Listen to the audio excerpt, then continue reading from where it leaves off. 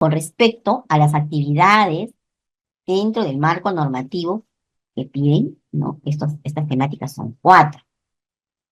Enfocadas a la organización de la comunidad educativa, enfocadas a los instrumentos de gestión, enfocadas al seguimiento al desarrollo integral de los estudiantes y enfocadas al trabajo con familias. Son actividades, ¿no? Porque eso es lo que planificamos en estas hojas de ruta. Entonces, esas son las cuatro temáticas, no son las únicas. Cuatro temáticas, como yo muy bien podría trabajar en 4 días, 5 días, pero son las mínimas y obligatorias que aspiramos que todas las instituciones del país las trabajen, porque van a servir, ¿para qué? Para mejorar la gestión de la institución. Y mejorar la gestión, mejora las condiciones, mejora los aprendizajes, mejora la convivencia, ¿no? Con esas miradas. Con respecto a la primera actividad, que es la organización de la comunidad educativa, estamos en el mes de julio, primera semana de agosto, podría ocurrir que algún integrante, ¿no?, del CONEI se necesite conformar o actualizar. Este es un espacio oportuno. Lo mismo también ir pensando en qué momento del año tenemos hasta la quincena de noviembre para conformar el comité de condiciones operativas que entre en función, ¿no?, desde el 16 de noviembre de este año hasta el 15 de noviembre de 2025. Es el comité que cumple funciones antes que acabe el año escolar. Por eso estratégicamente está planificado que inicie su función después del 15 de noviembre, porque tiene que ver con temas de matrícula, de cierre de año, de cuadro de horas, de mantenimiento preventivo. Entonces necesitamos que sí o sí este comité sea conformado con antelación. Entonces este es el momento de ir planificando quién es el responsable, en qué momento se va a dar. Conformar o iniciar la conformación de los otros comités de gestión escolar, que en este caso sería el Comité de Gestión Pedagógica y Gestión del Bienestar.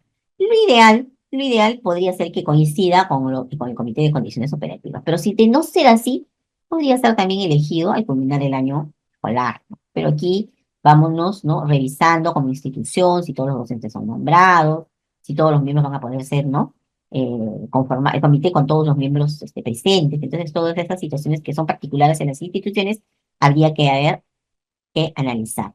Y luego desarrollar los aspectos necesarios para asegurar, ¿no?, en la institución la conformación de la PAFA. Acuérdense que en el mes de octubre cierra este proceso, pasa por esas etapas de sensibilización, cuidar si tenemos una PAFA de que convoque, ¿no?, a elecciones con su comité electoral y que se vivan todos esos procesos. Entonces eso es importante, ir de la mano también con esta organización de la PAFA.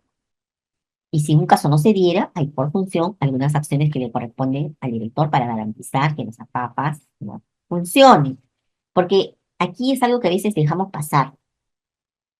Un representante de APAPA forma el CONEI, ¿no?, elegido democráticamente, de acuerdo a los artículos que tienen tanto en la ley y el reglamento de la ley de APAPAs. Es lo que dice. Entonces, no podría conformarse un CONEI con un padre de familia, ¿no?, que el director designe, porque no estará representando a todos los padres de familia. Entonces, de ahí también que es importante que esta papa, ¿no?, sea conformada, porque aparte también son los que brindan apoyo en algunas actividades y necesidades que tiene la propia institución educativa. Entonces, de ahí también hacer esa reflexión con los directores. Con el tema de los instrumentos de gestión, que es la segunda actividad, tenemos 4 instrumentos de gestión en relación al PI o a la sección referida al diagnóstico del documento de gestión, que esta está relacionada a las instituciones unidocentes, multigrado y programas, ¿no?, que realizan un solo documento. Había que ver la sección del diagnóstico. Si ya tenemos, ¿no?, una mirada, una fotografía al primer semestre del año escolar 2024, ¿podemos actualizar nuestro diagnóstico institucional? Sí, sí. Si todo nos va bien, nos tendríamos que felicitar y esmerarnos en aquello que nos va bien para seguir teniendo esos resultados. Pero si las cosas no están como las previstas, como las quisiéramos, ¿no? Hemos planteado un crecimiento del 20%, pero en realidad estamos en cero, o sea, no hemos crecido absolutamente nada. Hay una necesidad nuevamente de revisar el diagnóstico. ¿Con qué finalidad? De analizar los logros de aprendizaje, de ver el tema de caracterización socioemocional de la comunidad educativa, el tema de convivencia es vital, ¿no? Y siempre menciono de que estas dos cosas van de la mano. Si la convivencia en una institución no es la adecuada, los logros de aprendizaje van a disminuir, porque no hay un espacio, ¿no? No hay una convivencia en que el niño esté cómodo, atendido, para que también, ¿no?, reciba y construya su aprendizaje. Entonces, producto de todo ello, si vemos el diagnóstico, sí o sí va a haber esa necesidad de actualizar los objetivos. Y si actualizo objetivos, mis metas institucionales también se van a modificar. ¿Se puede hacer a estas alturas del año? La respuesta es sí. Con esa finalidad está propuesto como actividad. Y en el PAT, o sección referida al diagnóstico del documento de gestión, ¿no?, se realiza el balance y reajuste del PAT, o la sección referida a la programación de actividades del documento de gestión. Se socializa resultados para toma de decisiones con la participación de los integrantes de la comunidad educativa. Aquí lo que tenemos que ver es lo siguiente, ¿no? El PAT tiene tres elementos importantes en su estructura, que también, dicho sea paso, se ha compartido, ¿no?, en el modelo, semi-desarrollado con ustedes, pero un poco para recordar. Tenemos la parte donde tenemos las metas anualizadas para cada objetivo institucional. La institución polidocente completa debería tener 5 objetivos como mínimo, uno para cada compromiso de gestión. Entonces tenemos nuestras metas anualizadas, que se traducen en actividades para el año 2024. Esa es la primera parte de la estructura del PAT.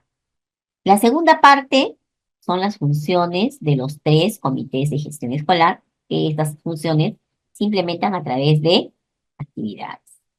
Y luego tenemos un tercer elemento del PAC, que es las actividades regulares, ¿no?, dentro de la institución educativa, como el tema de la matrícula, entrega de informe de progreso de estudiantes, los concursos, eh, el censo estudiantil, las jornadas con padres de familia, etcétera, etcétera. Esas son actividades regulares, que no tienen que ver nada con las metas ni tiene que ver con las funciones de los comités. Entonces, si tengo esos tres elementos, digamos que en la institución José María Arguedas, hasta el mes de julio, con todo lo que tenía planificado en mi PAC, tenía 60 acciones, 60 actividades.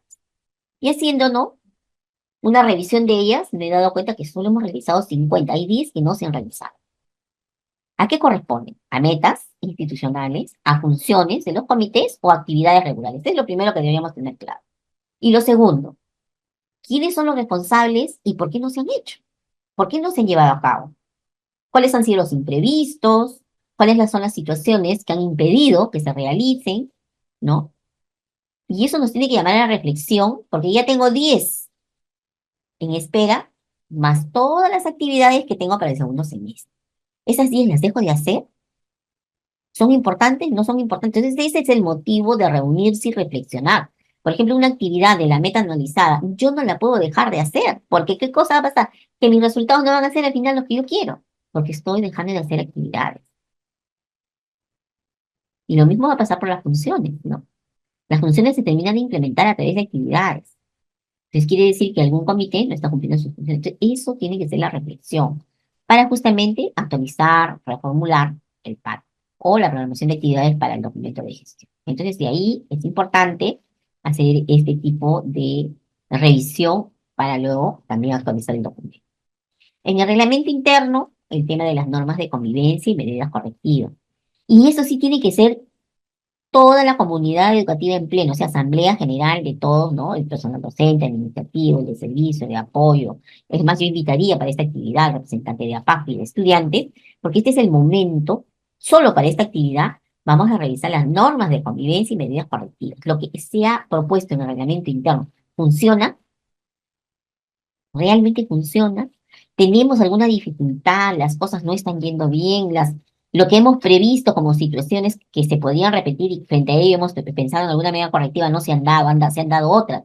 Entonces es momento de conversar, de consensuar y de actualizar el documento. Luego también es importante el tema de los protocolos. Los protocolos de atención, que son 6, deberían de conocerlo toda la institución educativa, todos, sin excepción, para que cuando ocurra un hecho, saber cuáles son esos procesos. No es que tú intervienes porque quieres, sino pues justamente, ¿no?, hay el Comité de Gestión del Bienestar, siempre se dice que es el director el que lidera, pero digamos que el director en ese momento no está por alguna situación, ¿no? Pues, tuvo un tema de salud, está participando en un evento, etcétera. Entonces no nos quedamos de brazos cruzados esperando que llegue el director en una situación X. Entonces deberíamos saber qué hacer, ¿no? Ocurre algo con un niño y dice, no, nos vamos a la policía, nos vamos a la fiscalía, llamamos al papá. No, primero lo registramos. Entonces, estas situaciones que se dan en la institución y la que es penoso seguir hablando, ¿no? Porque no debería darse ninguna, debería estar erradicada la violencia escolar en el país, cero. Pero lamentablemente no es así. Y como esto viene ocurriendo, deberíamos todos involucrarnos. Y eso es mínimamente conocer los protocolos. Entonces, nosotros, como institución educativa, ¿no? Y sobre todo en esta parte entra la ATAYAC, el Comité de Gestión del Bienestar, deberíamos de tener un espacio en estos días de semanas de gestión, dedicarnos 1, 2, 3 horas para solamente socializar los protocolos y garantizar que realmente todos lo conocen. Porque solamente así nos vamos a poder, ¿no? Atender oportunamente estos casos de riesgos de protección de estudiantes, ¿no? Y sobre todo partiendo de lo que ocurre en la institución o de lo que ha ocurrido, ¿no? Porque tampoco podemos hablar de lo que vamos a suponer, sino de lo que viene ocurriendo o ha ocurrido en la institución educativa. Y luego también, en el reglamento interno, hay que revisar y planificar estrategias diferenciadas para el trabajo con familias. Entonces, en el reglamento interno tú no dices, vamos a realizar un campeonato de fútbol, vamos a realizar un evento cultural con los padres. No, lo que en el reglamento interno debe decir, ¿no? En la institución José María Arguedas se planifican 5 actividades, es un ejemplo, de trabajo con familias en el mes de abril, mayo, julio, ¿no? Y así las que siguen, octubre, noviembre, digamos. Pero ya estamos julio y tengo en mayo, abril y mayo, y no hemos realizado ninguna. Esa es la que tenemos que ver, ¿no? Si lo que está planificado dentro de mi norma de convivencia se está cumpliendo en estricto para el trabajo con familias, con tutores, apoderados, viéndonos sus características de acuerdo a su contexto. Entonces, porque eh, es parte de este documento y es necesario que lo que está en este reglamento interno, que está aprobado por una resolución directoral, es mandatorio, lo que quiere decir que lo debemos de cumplir. Y a veces, pues, el papel aguanta todo, ¿no? Y en este caso es importante, así como vemos el tema de convivencia, los protocolos, es importante también cómo la institución se compromete, ¿no? Activamente a trabajar con las familias. Con respecto al PCI o al plan de estudios en el documento de gestión, corresponde revisar y actualizar la planificación curricular en el marco del currículo, ¿no? Y aquí es importante, nuevamente, ¿no? A fines del 29, 30 y 31 de mayo, en Lima se dio una asistencia técnica presencial donde se convocó a todo el país y donde asistieron principalmente especialistas de gestión pedagógica. Y entonces ha sido una gran oportunidad de hacer una revisión del currículum, de ver el tema de planificación curricular, el tema de la diversificación, el tema de las planificaciones, ¿no? De corto plazo. Y surgieron una serie de situaciones que a mí particularmente me dejaron un poquito inquieta, en el sentido de que esta asistencia técnica era para especialistas. Y yo misma me cuestioné. El tema es que tanto realmente conocemos el currículum. Realmente sabemos que existe, pero lo hemos leído. Y si alguna vez lo leímos, lo hemos vuelto a releer, hemos visto cuál es la estructura, qué propone, qué definiciones, qué temáticos hay. Yo les invito a ustedes, estimados especialistas, que hagan esa recomendación a los directores para que sea una actividad conjunta con los docentes. Esta actividad debería estar liderada por el Comité de Gestión Pedagógica. Porque si yo no tengo claro cuál es el recurso que tengo, ¿no? Este elemento vital, ¿no? Que tiene que ver con los aprendizajes, que es el currículum como documento, ¿cómo puedo luego hablar de planificación? Y es justamente eso es lo que me termina de preocupar. Entonces, les pido por favor esta recomendación para los directores. Tomarse un tiempo y espacio y hacer nuevamente una revisión de la estructura, de las temáticas, porque hay muchos elementos que les van a servir para una adecuada y oportuna planificación.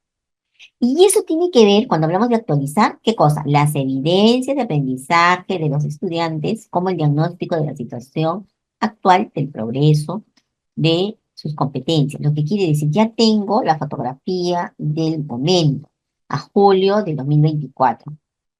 Veo los resultados. Mi planificación curricular está respondiendo a esas expectativas institucionales. Esa expectativa institucional se traduce en objetivos, ¿no? Que son de mediano plazo. Un objetivo que corresponde al compromiso de gestión escolar número 4 es la que está correspondiendo aquí, al PCI.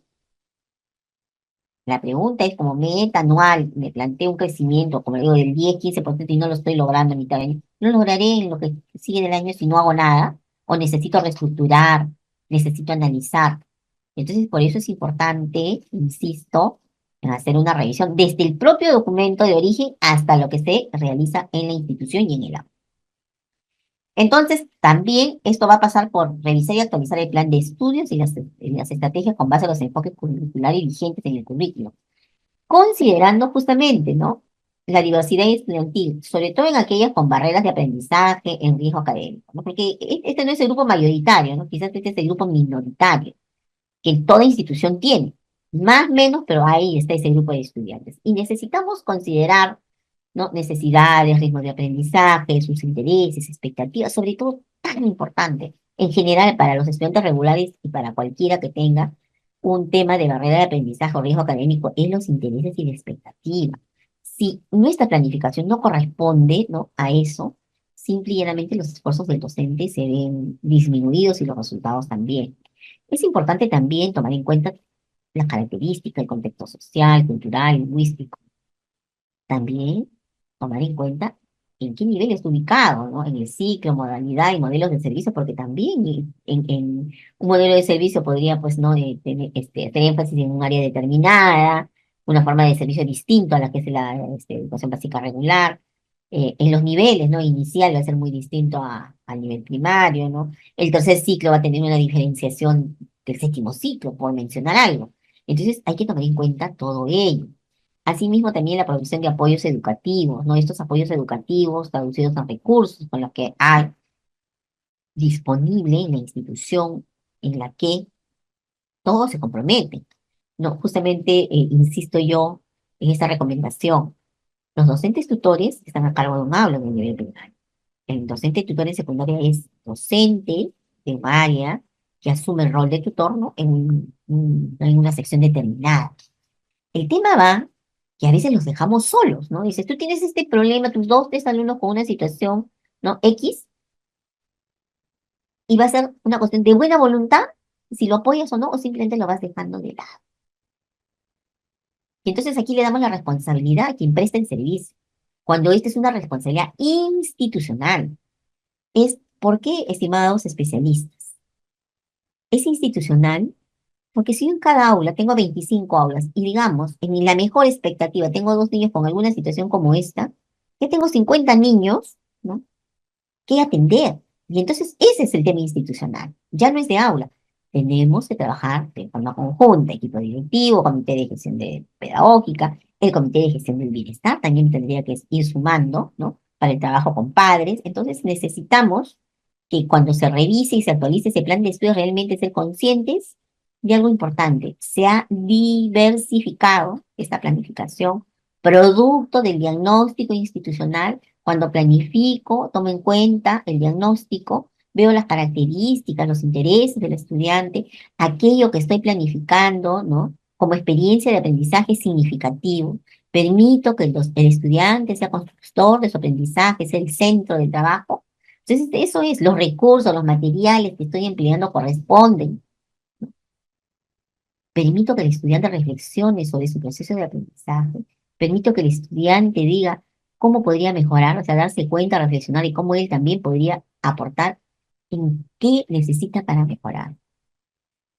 Entonces, estas cosas no son fáciles cuando el docente está solo. Por eso también de ahí es tan importante el trabajo colegiado, el espacio para reflexionar.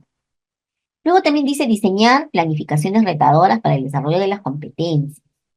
Y un cuello de botella en esta asistencia técnica en la cual tuve la oportunidad de participar y acompañar a EBR, en esta asistencia técnica que se dio a fines de mayo, justamente fue el tema de competencia, ¿no?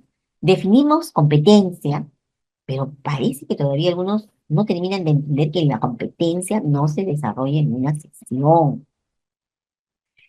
Vamos planificando, ¿no? actividades que van construyendo la competencia. Y esa competencia se termina de construir cuando egresas, ¿no? De egresar, o sea, tus 12 años de estudio. No es en un día. Y entonces, cuando evalúo su nivel de logro, por eso dice, nivel de logro de la competencia. Porque para el ciclo, para el grado, ¿no? Hay determinadas capacidades que tenemos que ir viendo, pero no es la competencia. Y entonces también llegamos al punto de hablar de sesión de aprendizaje, otros le llamaban, ¿no? Experiencias de aprendizaje. Entonces las definiciones, ¿no? En las cuales de verdad nunca se terminaron de poner de acuerdo, eh, y que quede internalizado, fue motivo nuevamente de preocupación. O sea, los términos que empleamos están en el currículum, por eso voy a insistir, hay que revisar. Pero lo que sí debería quedarnos claros a los directores, a ustedes, estimados especialistas, es que la competencia se logra a lo largo de la vida escolar y día a día, ¿no? Con esta planificación curricular y con el trabajo docente, lo que hacemos es ir sumando, ¿no? A ese crecimiento. Si no lo ponemos con una cosa muy sencilla que ocurre con los niños cuando inician este proceso para caminar. El niño no se para y camina. El niño empieza a mover su cuerpo a los 2, 3 meses, ya está rodando, moviendo la cabecita, va avanzando los meses y no, va teniendo mayor fuerza, y luego pues va a hacer esos intentos, ¿no? De mover todo el cuerpo. Y de alguna manera, rodando, rodando, un día lo ves gateando y empieza a gatear inestable y luego pues ese gateo tiene mayor fuerza en el brazo, pierna, lo hace mucho más rápido. Y ya no solo gatea de cuatro en posición, ¿no? Haciendo pies y manos, sino que a veces solamente lo hace sentadito. Entonces busca mil formas de cómo movilizarse. Y luego va pasando por ese proceso de ir, ¿no? Sosteniéndose, cogiéndose paredes, eh, sillas, mesas, hasta que llega un momento que tiene la suficiente fuerza y estabilidad para empezar a dar los primeros pasos. Miren, todo lo que ha pasado hasta que por fin ese niño, desde mi experiencia de madre, al año y medio ya está casi, casi caminando perfectamente, sin caerse, sin tropezarse, y hasta puede correr, o sea, ya dar pasos firmes. Miren todo el tiempo que pasó, quizás un año o hasta más. Porque los niños se empiezan a mover muy rápidamente, a los 2 meses ya están ya moviendo la cabecita, a veces no lo dejan en una posición y cuando te das cuenta ya se han movido, ¿no? De la posición inicial ya se han movido algo a los 2 meses, 3 meses. Entonces, estas cosas no se aprenden. Entonces, es una capacidad de la que hablamos. Y la capacidad también es una serie de eventos que el estudiante debe de vivir. Las competencias, ¿no? Son eventos que el niño vive, construye, usa, ¿no? En forma permanente. No es un día se acuerda la profesora, el otro día hace cualquier cosa, ¿no? No es así, es permanente. Entonces le ayudas a qué? A desarrollar competencias. Insisto, no se desarrolla en una sola sesión. De ahí me olvido, ¿no? Eso no es así. Entonces, cuando hablamos de planificación retadora, pues justamente hay que pensar en eso. Entonces, a veces nos olvidamos, a veces lo cotidiano, ¿no? Nos hace perder la creatividad. A veces es bueno entrar en crisis, ¿no? Para que luego tengamos la luz y podamos eh, hacer una adecuada planificación pensando en nuestro grupo de estudiantes. Ese ya es el rol del docente, pero sí me preocupa muchísimo algo importante, un punto de partida. Si no conozco el currículum, ¿cómo planifico? Esa es mi reflexión. Si no conozco la estructura del currículum, qué me dice el currículum, qué plantea, cómo luego planifico, cómo quiero mejora de aprendizaje. Y eso, vuelvo a insistir, es una preocupación ministerial, es una preocupación de las UGELs, de las instituciones educativas, en este caso liderada por el director, y debería de ser una preocupación latente para quien brinda el servicio educativo, que en este caso son los docentes. Entonces, por favor, en este tema del PCI también habría que tomarse un tiempo, ¿no? Para ir conversando, dialogando y poniéndonos de acuerdo institucional, vuelvo a decir, no es personal ni de buena voluntad, es institucional, y que realmente luego en las aulas se haga efectivo. Y el tema del trabajo colegiado va por ahí, ¿no? Que es la tercera actividad enfocada en el desarrollo integral de los estudiantes. El trabajo colegiado vital porque permite socializar el progreso de los aprendizajes. Desde mi propia experiencia, bueno, pues, lamentablemente como no estaba normado en la institución donde yo trabajé, nos permitían una vez al mes, ¿no? Media jornada para sentarnos los colegas del grado y poder planificar. Evidentemente no lo terminamos, pero teníamos que mostrar que habíamos avanzado a nuestro subdirector con la finalidad, y siempre era un viernes, con la finalidad que el lunes ya estuviera todo concluido, nos repartíamos tareas. Pero a veces el tiempo se nos iba en compartir, porque es necesario que los docentes puedan ir manifestando sus logros, pero también sus dificultades. Es un poco responde a cómo están los estudiantes, que no nos podemos mentir. Cuando tenemos resultados de aprendizajes, a veces esas notas cuantitativas son frías. Entonces vas a poder comparar la sección A, la sección B, la sección C, D. Vas a poder comparar el primer grado con el de la mañana con el primer grado de la tarde, etcétera, de comparaciones. Y entonces hay un trasfondo y un porqué. Eso se desarrolla en el trabajo colegiado, ¿no? Socializar el progreso de los estudiantes, pero en base a evidencia. O sea, que el docente no solo te diga su experiencia, sino que debe presentar las evidencias, ¿no? A mi estudiante le va bien en tal, muestra su trabajo, muestra un portafolio, pero tenemos que también trabajar con evidencia. Luego también, en base a los análisis del progreso, ¿no? de los estudiantes, definir acciones comunes. O sea, viendo, ¿no? Nos miramos los docentes del tercer grado de primaria en una institución educativa, donde no nos está viendo bien en el área de comunicación. Entonces, tenemos, ¿no? Una problemática más o menos parecida, más que menos, entonces las estrategias podrían ser comunes, ¿no? Y nos ayudamos. De repente al tercer y cuarto grado de primaria también tienen, ¿no? Resulta que, claro, con mayor o menor dificultad, pero resulta que también ellos tienen la misma problema, entonces ya no lo hacemos por grado, lo hacemos por ciclo. De repente es institucional, entonces lo trabajamos de forma institucional, pero siempre marcando las diferencias y particularidades que tienen los niños de acuerdo a sus edades. Pero lo importante es ver qué evidencia tengo, cómo voy a poder en forma consensuada e institucional, ¿no? Definir las estrategias que me van a ayudar a mejorar el desarrollo de las competencias, ¿no? Donde hay, en las áreas donde hay mayor dificultad. Entonces, revisar y ajustar la planificación curricular, ¿no? Va, según el análisis del progreso de los estudiantes, ¿no?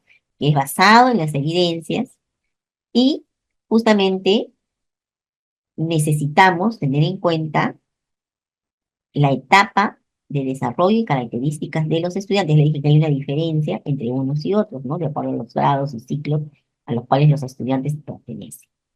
Entonces, en este bloque de semana de gestión, ¿no? Hay que aprovechar para la reflexión colegiada. Es importante, y esta reflexión colegiada en base a evidencia.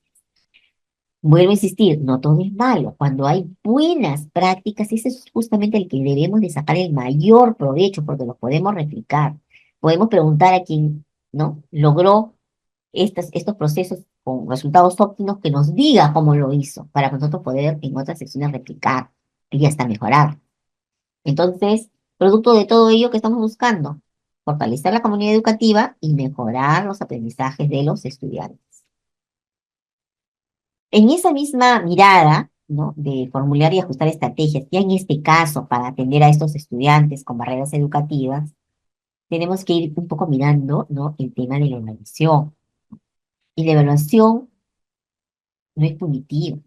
La evaluación tiene esa mirada más de construcción y porque lo que busca qué cosa es mejorar el aprendizaje. Tener la oportunidad a la docente de poder ver los resultados, ¿no? De estos procesos y buscar las formas de que estos resultados mejoren. Pero esos resultados mejoran no por la voluntad y deseo del docente, sino que tiene que mejorar su labor, su estrategia, sus recursos, sus materiales, sus actividades, para que también mejorar los desempeños de los estudiantes. Entonces, la institución, y hablando de mejora de aprendizajes a nivel institucional, se tiene que asegurar que la evaluación se enmarque en el enfoque formativo y considere como punto de partida orientador la práctica pedagógica. Y en la práctica pedagógica tenemos la planificación, la conducción y mediación.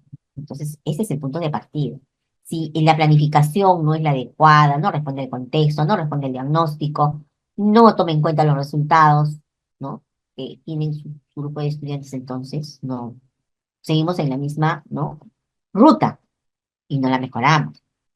También tenemos que recoger y analizar evidencias de aprendizaje, ¿no? Con base a criterios de evaluación, considerando información recopilada a través de diferentes fuentes, ¿no? Los informes que el docente hace de los progresos del estudiante, el registro en CIAGI, evidencias de aprendizaje de los estudiantes, ¿no?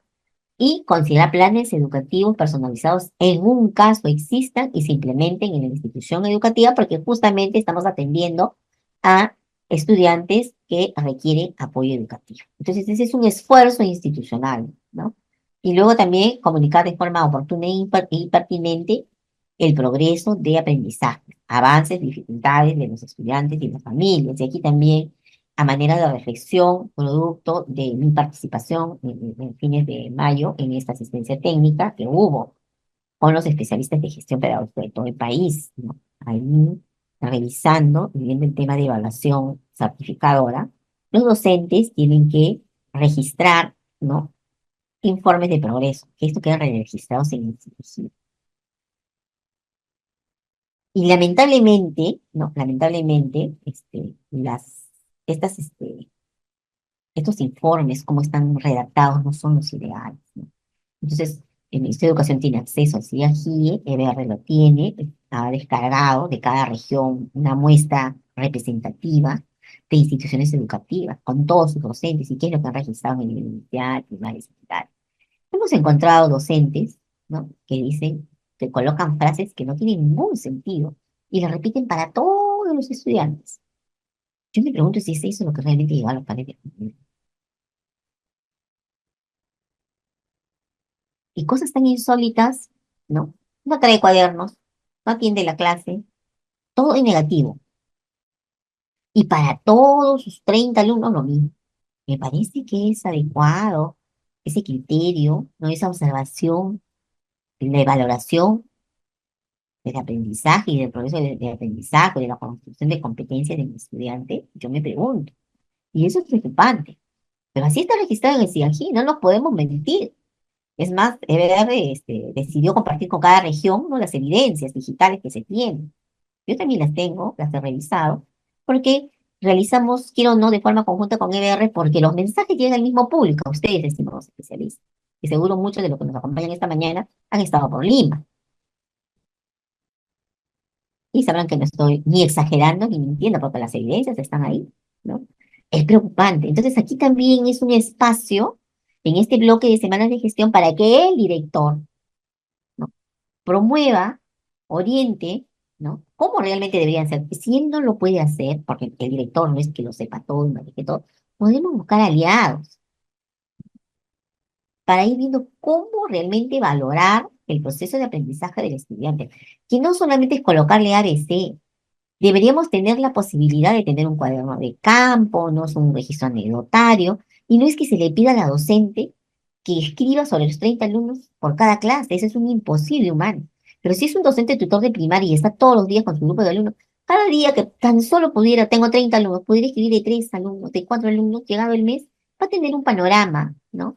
Más o menos de cómo los estudiantes van construyendo sus aprendizajes, como cuáles son las dificultades, cuáles son sus avances, cuáles son sus logros, ¿no? Y de aquellos que tienen más dificultad, donde debería tener mayor anotación. ¿Para qué? Para que cuando yo planifique algún tipo de estrategia, tome en cuenta mis observaciones. Pero esa cultura, esas formas de ir registrando todavía cuesta. Y un reflejo de eso, o de no saber qué colocar, es justamente lo que hemos encontrado en el CIAGI. Lamentablemente, en todas las regiones del país. En todas. Sin excepción. Sin excepción. Entonces, es un motivo de reflexión con ustedes y de recomendación para los directores, ¿no? De buscar qué mejorar, porque no sé qué le estamos diciendo al padre de familia. Al padre de familia, ¿qué le significa un A, B, C, A, D? ¿Qué le significa al estudiante? ¿No? Entonces, en eso es un tema que todavía nos falta seguir trabajando. Entonces, también cuando vemos, ¿no? La evaluación para el aprendizaje, todo lo que le he ido mencionando tiene una finalidad formativa, ¿no? Porque necesita retroalimentar al estudiante para reflexionar sobre todo ese proceso que él vive y que sea capaz de reconocer su fortaleza, dificultad, necesidad que tiene y en consecuencia gestione su aprendizaje de manera autónoma. Complicado, pero se puede hacer, ¿no? A los niños a veces, sobre todo aquellos que entran al mundo de lector, ¿no? Te das cuenta, ¿no? Cuando un niño llega, dice, profesora, ya entendí lo que decía en tal cartel, ¿no? Y es una gran alegría porque es como que ve la luz, ¿no? Y dice, ya entendí, siempre lo miraba, pero ya lo entendí. Con eso él te reconoce que antes no lo entendía, que tenía dificultad o que no entendía algunas palabras. Muchas cosas, miren, de una simple frase podría haber. Sin embargo, a veces lo dejamos pasar. O cuando viene un estudiante, está resolviendo un problema, ¿no? Ya hizo su razonamiento, todos sus procesos, sus estrategias, llega finalmente a la operación. Y el niño en ese proceso está bien, pero se olvidó que llevaba una cantidad, solo eso, y hace que definitivamente su resultado no sea el correcto. ¿Qué es una maestra? Sin reflexionar en el proceso le pone una X. Pero si antes yo le hago reflexionar y le digo, mira, esto está bien, eso de aquí también está bien, pero este tema de resultados te faltó solo eso, te olvidaste, tómalo en cuenta. Entonces, si tú haces solo esta pequeña observación al estudiante, creo que vas a empezar a que el niño se vaya dando cuenta dónde están sus dificultades. Y luego él también, en la siguiente ocasión, se dé cuenta, no me voy a olvidar. Son cosas que van marcando en los estudiantes. Bueno, yo le estoy hablando desde mi experiencia de docente primaria, que he trabajado años con niños de primer y segundo grado en estas construcciones. Entonces, pero de acuerdo a las características y edades, también tiene que haber esa posibilidad. Entonces, es más difícil en un niño de 6 años, 7 años pasar por esto, pero lo puede hacer en sus palabras cortas. Y un jovencito, un adolescente en secundaria, va a tener mayor posibilidad. Pero tenemos que diferenciar que en la evaluación del aprendizaje con finalidad formativa va más por el lado del estudiante y no del docente. No es que el docente pues no ponga ABC, sino de que el estudiante sepa realmente lo que está construyendo y cómo lo está haciendo. Mientras que en la evaluación del aprendizaje con finalidad certificadora está puntualmente, ¿no? Para ver en qué nivel de logro está el estudiante, ¿no? En una competencia, porque acuérdense que ahora la evaluación es por competencia, no es por área. Tenemos la resolución ministerial, si no me equivoco, la resolución viceministerial 048, que estoy compartiendo hoy con ustedes, que modifica la 090, la resolución ministerial 090, que las dos son de evaluación, se complementan, y te habla de eso, ¿no? De que la evaluación es por competencias, y de acuerdo a un momento específico, y de acuerdo a lo establecido por el docente, según las necesidades del estudiante, pero también institucional. Entonces, la institución dirá si se organizan por bimestres, trimestres, semestres, por mes. Eso es independiente. Esa es la posibilidad y la potestad que tiene la institución, pero no es mandatoria, porque la institución cuando toma esa decisión es de forma conjunta con los docentes. Y entonces esa es la evaluación de aprendizaje con finalidad certificadora, saber, ¿no? En la competencia de matemática, ¿no? Cuánto obtiene al llegar al bimestre o trimestre, que es muy distinta a la finalidad formativa, que es más el día a día, para ir reflexionando con el estudiante cuáles son esos avances que él va obteniendo, ¿no? Y ese es un trabajo permanente. En el tema de mediación de aprendizajes, que ese es un rol propiamente del docente, ¿no? Que va por el acompañamiento planificado, con la finalidad de que estos procesos favorezcan el desarrollo de aprendizaje de los estudiantes. El docente está permanentemente en el aula, no es que se va fuera de ella, solamente que si yo, docente, previamente he ido anotando, ¿no? Algunas evidencias de estos progresos, de estas dificultades de mis estudiantes, en mis siguientes sesiones, pues yo ya tengo, ¿no? A estos 2 niños, 3 niños, que necesitan que yo priorice en el acompañamiento, porque tienen mayor dificultad, porque todavía les cuestan algunos procesos. Y por eso se habla de mediación de aprendizaje, ¿no? A diferencia de trabajar para todo el grupo total. A todos se les acompaña, pero priorizo a aquellos que tienen, ¿no? Estas barreras educativas y que necesito yo irlos apoyando, que se sientan seguros para que sigan en esa línea de ir creciendo, de ir mejorando, superando dificultades. Entonces, eso es atender y apoyar de manera diferenciada y oportuna, ¿no? De acuerdo a las características que tienen los estudiantes. Estas pueden ser culturales, lingüísticas, se puede haber fortalezas también, ¿no? Que se destacan o barreras de aprendizaje. Cuando hablamos de acompañamiento, estas se pueden incluir después del horario regular. Si es necesario y posible, se cuenta con recursos para estructurarlo, sobre todo en el caso de los estudiantes que no hayan logrado el aprendizaje mínimo esperado. Entonces, traducir. Si un estudiante terminó el primer bimestre, cuando ya obtuvo su evaluación certificadora, ¿no? O sea, su evaluación del bimestre, lo tenemos en el nivel de inicio con una C. Entonces deberíamos ya de ir pensando cómo hacemos este acompañamiento. Si hay esa posibilidad y es un acuerdo institucional, porque los docentes lo han aceptado y va a ser fuera del horario regular, debería de estar en el reglamento interno. Eso sí es importante, estimados especialistas, recomendar a los directores. Toda actividad fuera de la jornada laboral con estudiantes, porque son menores de edad, debería estar respaldado con algún documento institucional. De la única manera que un docente se respalde es que esto sea un acuerdo institucional registrado en el reglamento interno. Por ejemplo, en el reglamento interno podría decir, ¿no? Que concluido el bimestre, trimestre, como esté organizada esta distribución de tiempo con fines evaluatorios en la institución educativa, los estudiantes que se encuentren en el nivel de inicio recibirán, ¿no? Clases o tendrán el servicio de acompañamiento de parte de sus docentes fuera de la jornada laboral. Y especifican ahí, serán 5 veces, 3 veces, las jornadas serán de 2 horas, de 3 horas, todo eso debería estar bien escrito en el reglamento interno y una de las pautas que también dice con autorización expresa del padre de familia. Miren, no solamente es una cuestión de organización de la institución, implica más allá a la familia, lo tiene que involucrar a la familia. Porque ese esfuerzo que hace el docente, si sería el caso de trabajar fuera de su jornada laboral con un menor de edad, está asumiendo la responsabilidad de ese menor de edad, ¿no? La institución también. Entonces el padre de familia tiene que autorizar, y todo ello debería de figurar en el reglamento interno. Y también, si la institución, ¿no? De acuerdo a sus posibilidades y recursos, establece ese acompañamiento, ¿no? En el nivel primaria y secundaria, podría ser esta presencial o no presencial. Aún, si esta no es presencial, igual debería tener la autorización del padre de familia y figurar en el reglamento interno, porque vas a convocar a estas jornadas, quizás fuera de tu jornada, digamos que un docente se va a comunicar con el alumno a las 4 de la tarde o 3 de la tarde. Sería muy imposible que un profesor llame a las 7 de la noche a su estudiante, ¿no? Eso debería estar reglamentado en el reglamento interno. El padre de familia debería de saber a través de qué medio. Va a ser por un correo electrónico, no una plataforma, va a ser a través del teléfono. ¿Cómo va a ser? También debería estar reglamentado, porque dirán que me estoy yendo a los extremos, pero es la única manera de evitar malos entendidos, falsas acusaciones, o también al revés, ¿no? Que se presten a situaciones no deseables que afecten y vulneren al estudiante. Entonces, para ambos lados, nos curamos en salud y lo establecemos, ¿no? Claro y preciso en el reglamento interno. Entonces, tiene que figurar si va a haber estos acompañamientos fuera de la jornada, si es presencial o no presencial, en el reglamento interno, con todos los detalles y precisiones.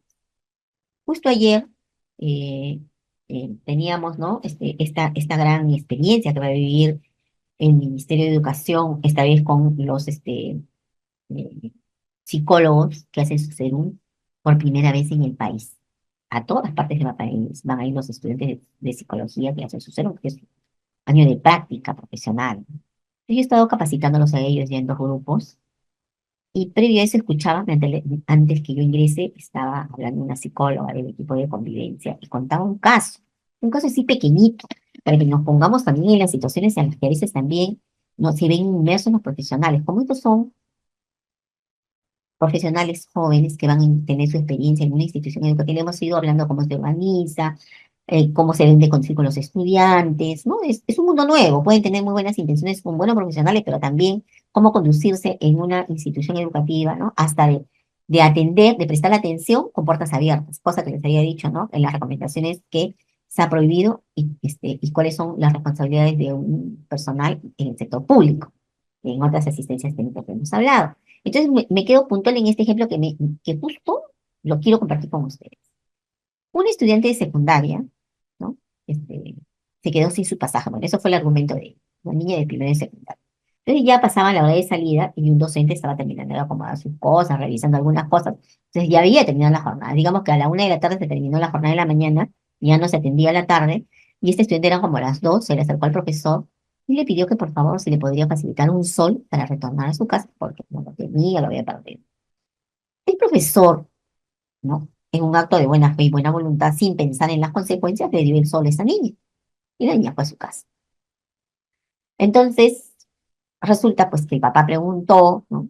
Cómo había llegado, la niña le contó todo, y el padre denunciaba al docente, lo quería denunciar de por qué le daba dinero a su hija. Miren, ¿ah? Una situación, pues le pongo lo que es el extrema, esta es una situación extrema, que en un acto de casi sin pensar, digo, bueno, le puedo dar un sol, la conozco en mi estudiante, tiene que ir a su casa, ¿no? Le di un sol, pero nunca pensó en la reacción inversa, ¿no? Del padre, ¿por qué le das plata a mi hija? Y te voy a denunciar. Entonces, en esta situación, le ponían, ¿no? A estos psicólogos, ¿qué hacer? ¿Cómo realmente se debió actuar? No está mal darle el sol, pero lo mejor hubiera sido llamar al padre de familia, recriminando, ¿no? Que primero ya había terminado la hora, ¿no? Le salía más de una hora, ya se había pasado. Segundo, indicarle que venga a recoger a su hija porque no tiene pasaje. A veces por no reflexionar en nuestras acciones y actuar rápidamente, podemos crear estas situaciones. Entonces es delicado trabajar con estudiantes fuera de jornada. Por eso vuelvo a insistir, si eso ocurre en alguna institución de su jurisdicción y no está en su reglamento interno, pues puede traer algún tipo de malentendido o situaciones no esperadas, o situaciones que pongan en peligro el bienestar y la integridad de los estudiantes. Por eso, vuelvo a insistir, es importante que figure en el reglamento interno. Ya, con eso quería terminar esta parte. En el tema, este es el tercer tema que está enfocado, ¿no? Nuevamente al desarrollo integral de los estudiantes, en el tema del bienestar socioemocional en general, ¿no? El tema de que la institución debe brindar el acompañamiento socioafectivo cognitivo continuo, ¿no? Porque necesitamos establecer este vínculo afectivo y brindar el soporte a las necesidades personales, sociales de aprendizaje, identificadas y manifestadas por los estudiantes y sus familias. Cada estudiante pertenece a una familia, pueden pasar una serie de situaciones, no es que nos vamos a involucrar en ellas, pero sí tenemos que por lo menos tener una ficha para ver con el estudiante con quién vive, cuál es su situación familiar, si nos quiere contar o compartir, ¿no? Y ver cómo de alguna manera le prestamos atención en aquellas situaciones dentro de lo que nos corresponde como institución, como docente tutor, y no nos excedemos de ella. Por eso vuelvo a insistir, miren cómo una situación de atención se puede convertir en una situación extrema, entonces hay que ser muy cuidadosos, ¿no?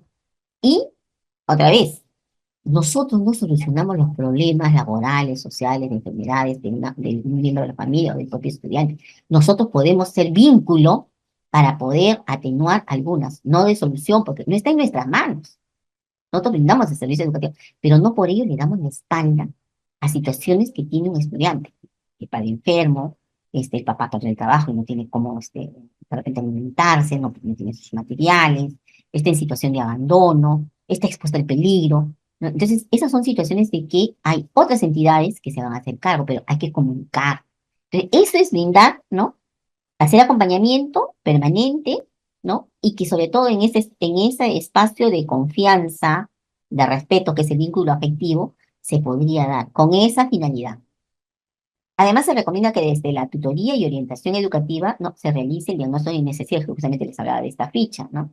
Con la finalidad de tener una mirada de mi grupo de estudiantes, yo como docente tutor, pero luego esos tutores en su conjunto, para ver cómo está la institución educativa, porque acuérdense que aquí hablamos de actividades institucionales.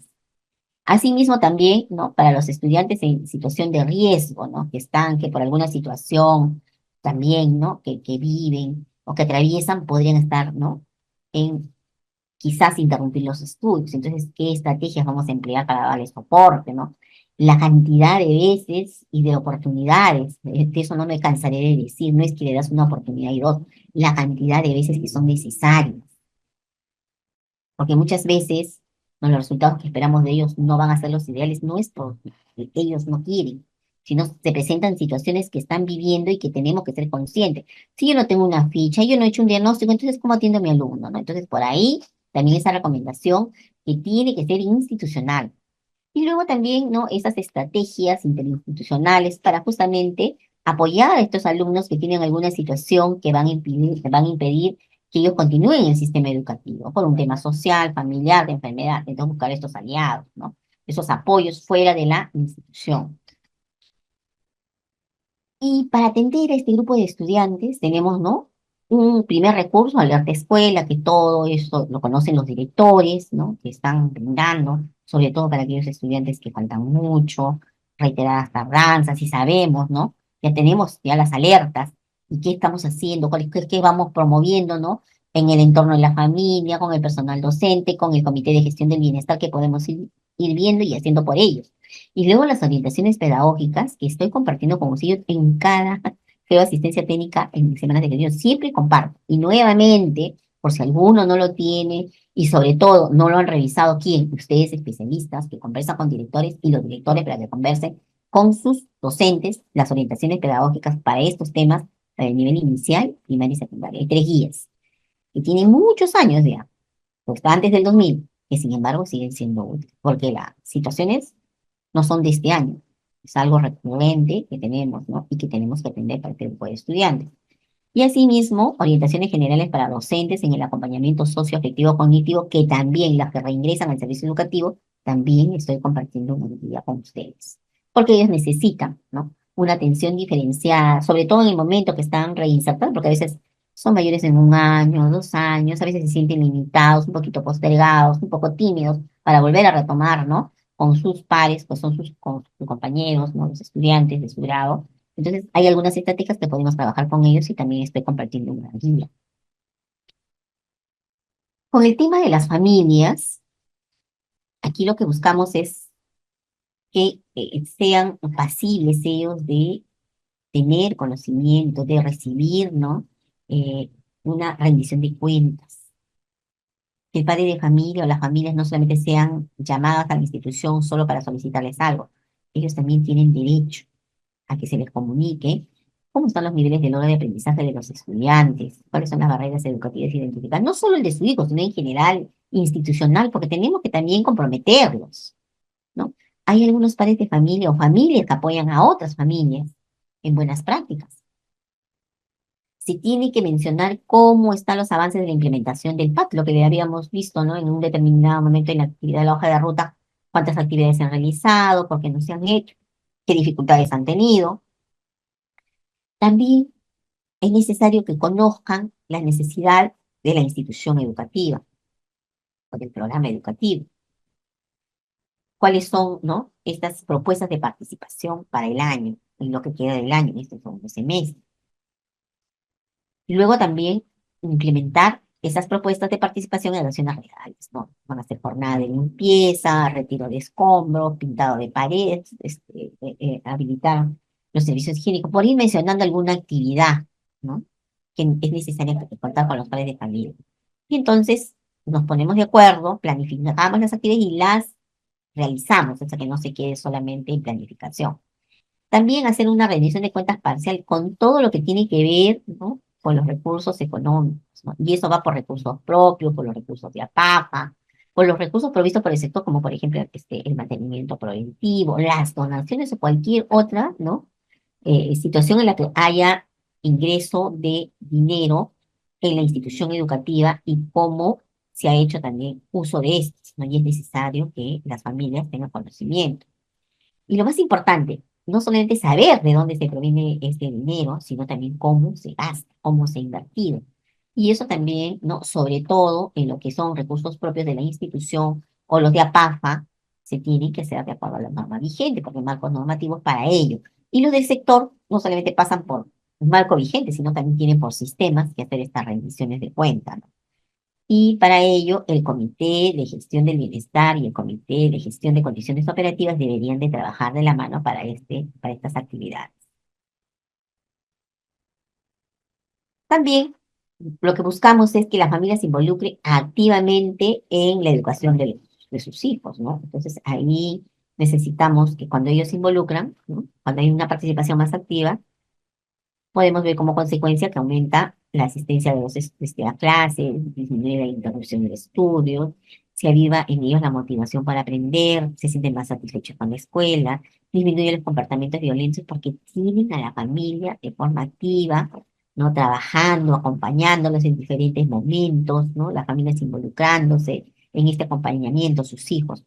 Y hay muy buenas experiencias de instituciones educativas que tienen, ¿no? Esta forma de trabajo. Lo ideal sería que todas pudieran, ¿no? Realizar lo mismo. Entonces, es vital que las familias, ¿no? Sean convocadas, pero que éstas sean programadas, que haya un objetivo, una finalidad, que las estrategias que van a emplear estén bien claras. Solo así se invita a las familias, porque cuando hay desorganización, no tienen un objetivo claro, a veces los padres de familia ven las actividades como una pérdida de tiempo, y eso hay que tener mucho cuidado.